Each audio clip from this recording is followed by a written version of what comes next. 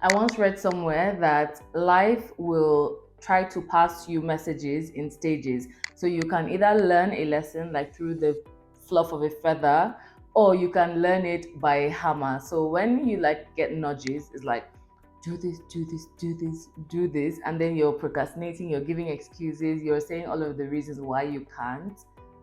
Before you know it, like it's going to come in the form of a hammer, and then you're going to have no choice but to do it. So, anyways, here I am making this video because I know that there is somebody out there who needs to watch this video to see that the kind of income and impact that she wants, the life that she wants, is possible to her, and she already has what it takes right now. I'm talking to you, yes, you. Today, we're going to be talking about how to turn your expertise, your current expertise, not your future expertise, what you have right now, into a valuable business, into a valuable revenue stream. So whether you're in a 9 to 5 or you're already a business owner or you're in a product-based business but you want to include a stream of income, whether you're already a coach, a consultant, or you already started your personal brand but you don't know how to monetize it, this video is for you. I'm going to be teaching you exactly step by step how you can take the information that's already in your head, the knowledge that you have, the experience that you have, and turn it into an income stream. So when I started my online business, if you had asked me what my expertise was, I would have told you nothing. I would have told you I had nothing to offer, because for those of you who already know my story, you know it. But for those of you that are new, my story is basically I went to school. I met my husband in like my final year of university. I went to law school. I was already married. As soon as I was done with law school, I found out I was pregnant. As soon as I was done with pregnancy, the pandemic hit. So my career never really started. The lawyer I thought I was going to be never really happened. At that point, which was I started my business in the pandemic, I would have thought to myself, and I did think to myself, I really don't have anything to offer. I have run a couple of businesses, but as far as I'm concerned, it didn't really do well. I was a failure, so I couldn't really teach business, right? At that point, I started dabbling in creation, like creativity, online creation. For my business, I was running a hair business before the pandemic. For my business, I was already really enjoying the marketing aspect, the getting on video, the talking, the creating in Canva, all of those things. So I just really leaned into it. And then I launched the YouTube channel to like share what I was learning, because I felt like I was starting from scratch. And when starting from scratch meant I was learning a lot, I then wanted to share what I was learning. So that was the expertise that I had at the moment, right? I would learn about how you need to keep your word to yourself, to respect yourself, and I'll come and create a video to share that. Because if I was learning it at the age of, I think I was 26, 27 at the time. If I was learning that at 26, then there were other 26-year-olds that also needed to learn that. And there were other people who were like really young moms who were trying to figure life out like I was, that might need some company. So it was that expertise that I had at the time that I started to share. And then eventually, from creating and learning how to run a YouTube channel and learning social media marketing so that I can push my YouTube channel, that was how I got the digital skills that I started my business with. So I started teaching small business owners to run their like marketing, right? How you can sell on Instagram, how you can just gain more awareness for your business, and then the rest you know who are here now. Which brings us to the first thing that you really need to do if you are looking to sell your services. It is figure out what experience or expertise you have to offer right now. All of us have something to give. Every last one of us. The mistake that you make is you think that what you have to offer has to have been learned in a proper school, like in a formal education system. And that's not the case. Any experience that you have that other people have not experienced gives you insights that other people don't have. And therefore, that insight is what they're going to pay you for, because you have seen things they haven't, and therefore you have an angle that they don't, and therefore you can help them gain advantage over other people who also don't have that angle, right? So whatever you know right now is more than enough, I assure you. So the first step is to figure out, what is it that I'm good at? What is it that I know how to do? What is it that I have experience in? And if you still have trouble with that, what you want to do is really check, like, have I overcome anything? Am I currently doing anything that anybody is paying me for?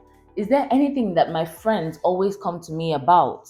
I have a friend in my friend group, right? Everybody has their different strengths. I'm the digital person, obviously. We have the marketing friend, we have the food friend, and whenever they're around me or whenever I'm around them, when I'm around like the makeup person, right? I have a friend, Elegant by Tamara, who has a cosmetic store. Whenever I'm around her, I suddenly don't know how to do makeup. It's like I ask her, "What? So after this, what should I do? After this, what should I do?"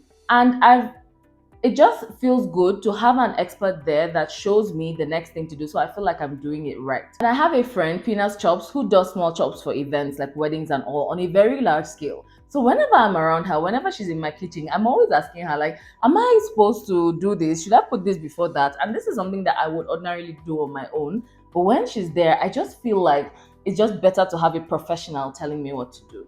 So whatever it is that you're good at, whatever it is that you enjoy doing, there is a section of people out there that want it, need it, and are willing to pay for it. So, which brings us to the next step, your ideal client. You have to sit down and define that ideal client.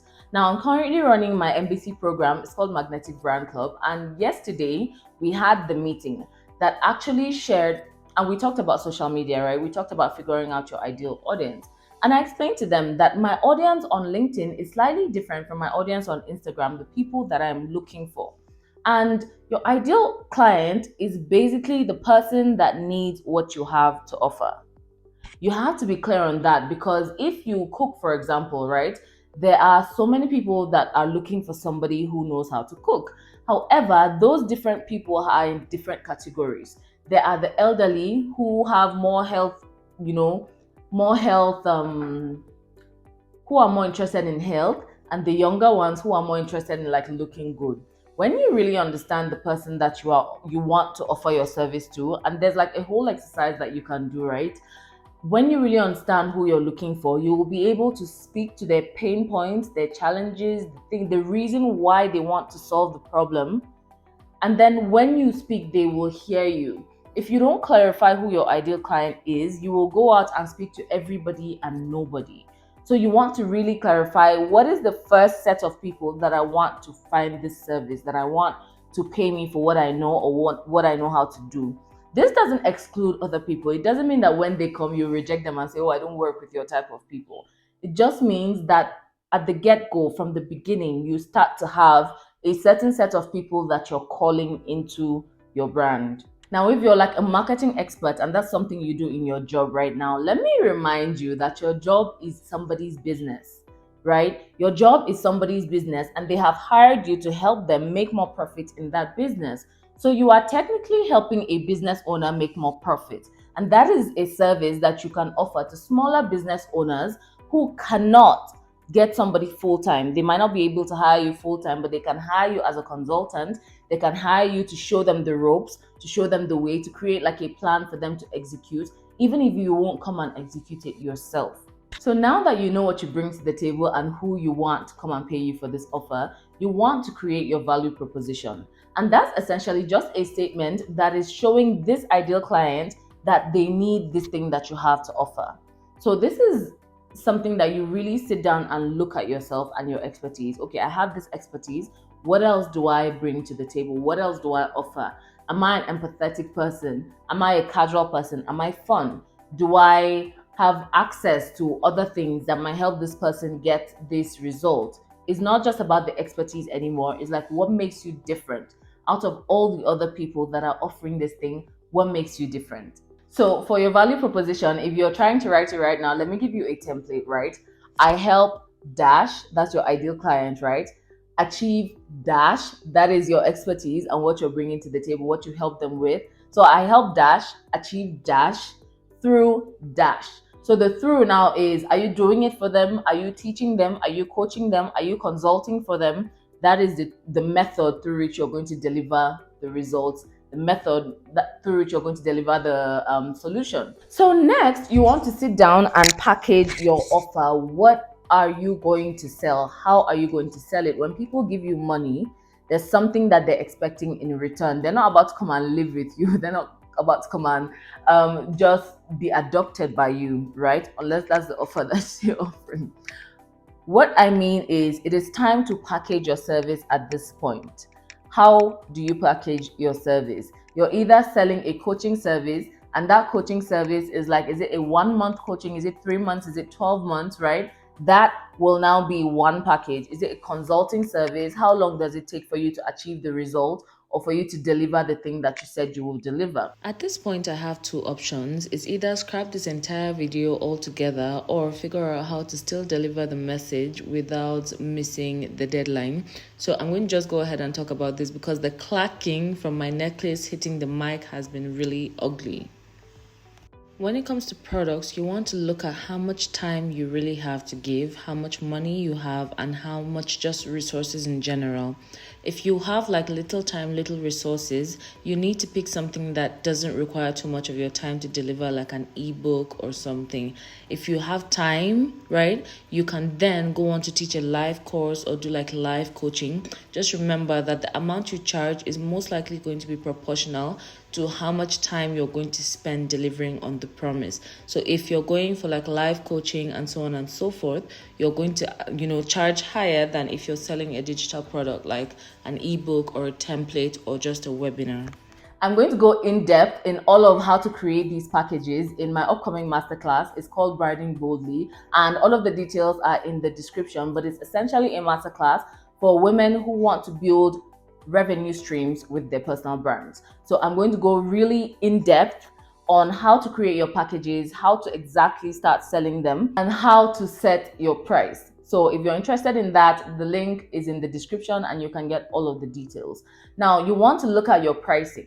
I found in this scene, the online business scene, that the more time is needed from you to deliver the offer, the more expensive the offer is. So if I write an ebook and I put it on a platform like Seller, for example, and I just keep directing people to go buy it, they don't need me for them to get the results that are in the ebook, then that ebook is going to be considerably cheaper than the coaching call. The MBC I explained to you is an 8-week program, right? That they have access to me for 8 weeks, and I'm teaching and I'm coming live and I'm inspecting their work and I'm making sure I'm holding them accountable, right? So that takes more of my time than an ebook or a template or a pre-recorded video. So when you're setting your price, you want to look at how much time is going to be required of me to deliver this thing that I'm delivering. So now that you have created this package, you want to start letting people know that you do have the solution. It's time to market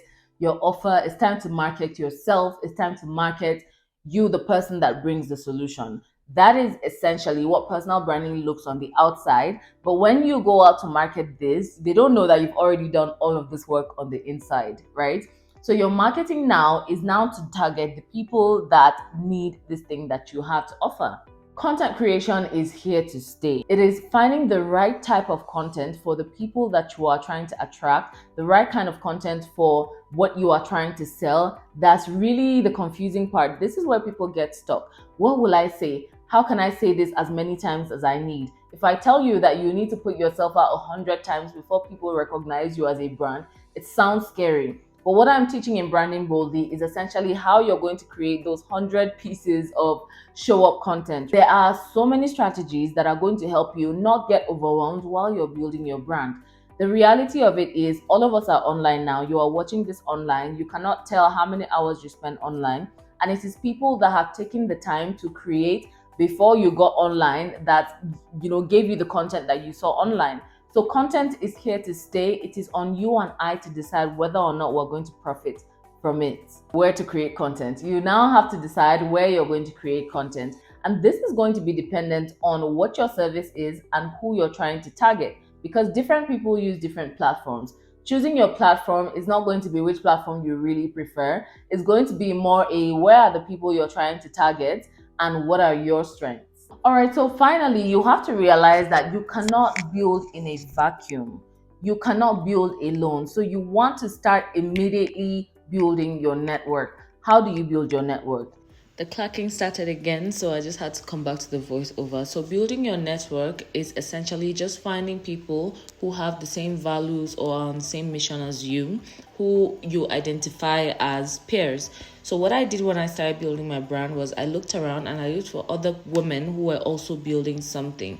I spoke to them, I supported them, I shared ideas with them, I brought them onto my platform to give them access to my people. That's the best way to network. Like, go with something, give something. This is great because this wasn't even in the video, but I feel like this is very important. Once you lead with giving something, like when I invite you to my platform, I'm giving you access to my audience. So that's one of the best ways to network. That's indicating to you that I'm interested in your growth. I want to grow with you. I want to go on this journey with you. I was having this conversation, I think it was with Financial Jennifer the other day. If you haven't watched that video, go watch it.